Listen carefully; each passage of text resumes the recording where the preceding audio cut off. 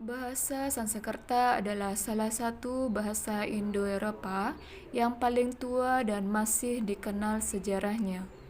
Dikutip dari laman Kamus Bahasa Sanskerta, bahasa yang bisa menandingi usia. Istilah Sanskerta yaitu Samskrita Bhasa yang berarti bahasa yang sempurna daripada bahasa Prakerta atau bahasa rakyat. Berdasarkan bahan ajar bahasa Sanskerta adalah leluhur bahasa Yunani, Romawi, Jerman, Slavia, Polandia, Latin, dan bahasa lain yang termasuk dalam rumpun bahasa Indo-Eropa. Bahasa Sanskerta pertama kali digunakan oleh bangsa Arya dan tumbuh di sekitar sungai danau yang terletak di pegunungan Kaukasus. Kemudian, mereka meninggalkan tempat itu dan tinggal di semenanjung Balkan. Lalu, bangsa Arya menyebar ke barat dan ke timur. Mereka yang pergi ke barat menurunkan bahasa Yunani, Romawi, Jerman, Slavia, dan sebagainya. Sedangkan yang ke timur menurunkan bahasa Sanskerta di India. Maka dari itu, bahasa Sanskerta berkembang sangat pesat di India. Dalam perkembangannya, bahasa Sanskerta dikelompokkan menjadi 3 bagian. Yang pertama ada Vedic Sanskrit, adalah bahasa yang digunakan dalam Weda. Bahasa Sanskerta jenis ini dianggap lebih kuno dan dianggap berhubungan dengan semua hal sakral di India. Pasalnya, bahasa ini erat kaitannya dengan pelaksanaan Homa Yajna. Selain itu, buku-buku Caturveda ditulis dalam kitab Sanskerta Veda. Kedua, klasikal Sanskrit adalah bahasa Sanskerta yang dipakai dalam sastra-sastra Hindu dan filsafat yang mulai berkembang abad ke-8 sebelum Masehi. Yang ketiga ada Hybrida Sanskrit, adalah bahasa Sanskerta yang sudah mendapat pengaruh dari bahasa yang berkembang. Perkembangan bahasa Sanskerta di Indonesia. Bahasa Sanskerta mulai dikenal di Indonesia sejak zaman peradaban Hindu masuk ke wilayah Indonesia, yang dibawa oleh pandita dari India dan sekitarnya pada abad ke-5 Masehi. Kemudian, budaya Hindu mencapai kejayaan pada abad ke-7, yang ditandai dengan banyaknya kerajaan Hindu yang terdiri di Nusantara.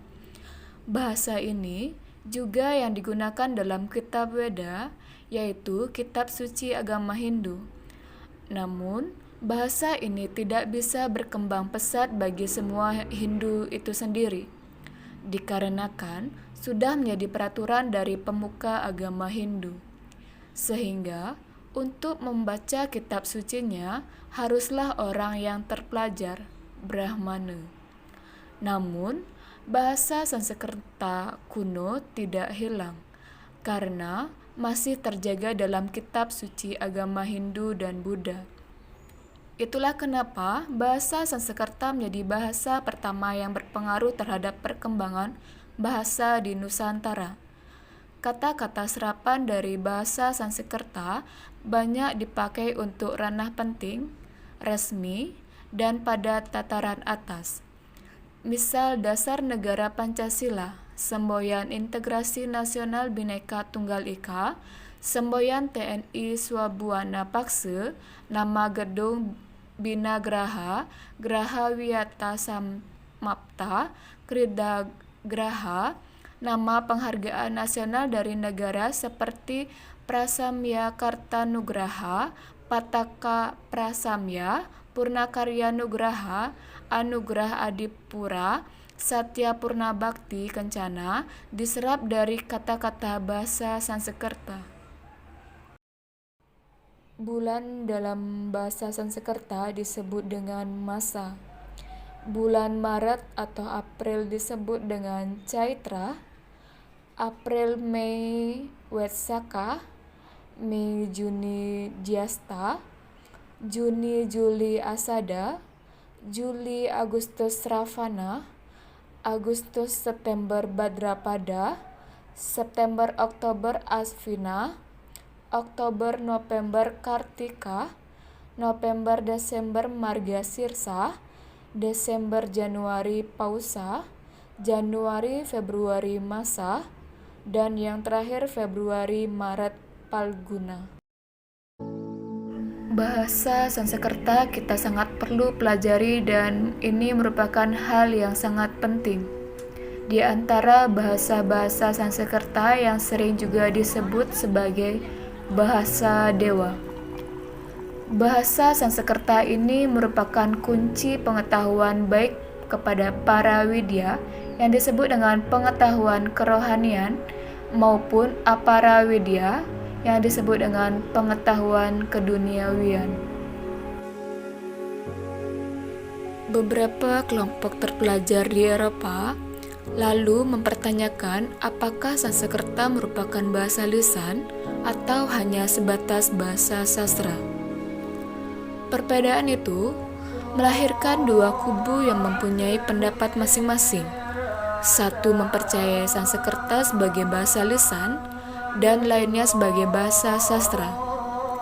Kelompok yang pro tentunya sebagai bahasa lisan mempercayai berdasarkan pelestarian melalui naskah-naskah yang ditulis dengan bahasa Sanskerta pada masa India kuno.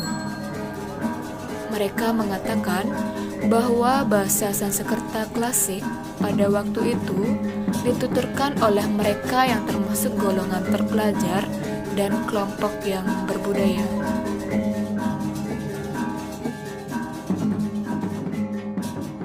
Mantra Kramaning Sembah. Om Atmo Tatwatmo Swadamom Swaha. Memohon untuk kebersihan jiwa. Om Aditya Param Jyoti Rakta Teja Namastuti Sweta Pankajya Madhyasta Bhaskara Ya Namastuti. Om Sinar Surya yang Maha Hebat, Engkau bersinar hebat, hormat padamu. Engkau yang berada di tengah-tengah teratai putih, hormat padamu pembuat sinar.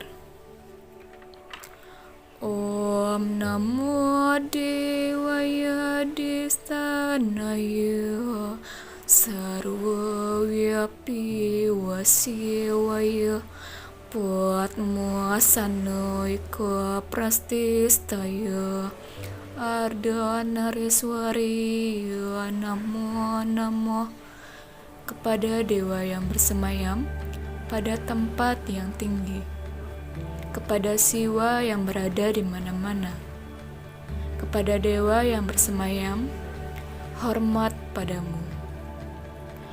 Om Anugraha Manohara Dewa Data Nugrahaka Arcanam Sarva Pujanam Namo Sarva Nugrahaka. Om Dewa Dewi Mahasiddhi Yatnyan Ganir Malat Maka Laksmi Siddhi Sadarga Hayo Nirwiganam Supadisca. Engkau yang menarik hati, pemberian nugrah, pujaan hormat padamu. Berwujud yatnya, pribadi suci, kebahagiaan, panjang umur, bebas dari rintangan, kegembiraan dan kemajuan. Om Dewa Suksema Parama Cintya Yanama Swaha. Om Santi, Santi, Santi. Om. Hormat dan terima kasih padamu yang tak terpikirkan, yang maha tinggi dan maha gaib.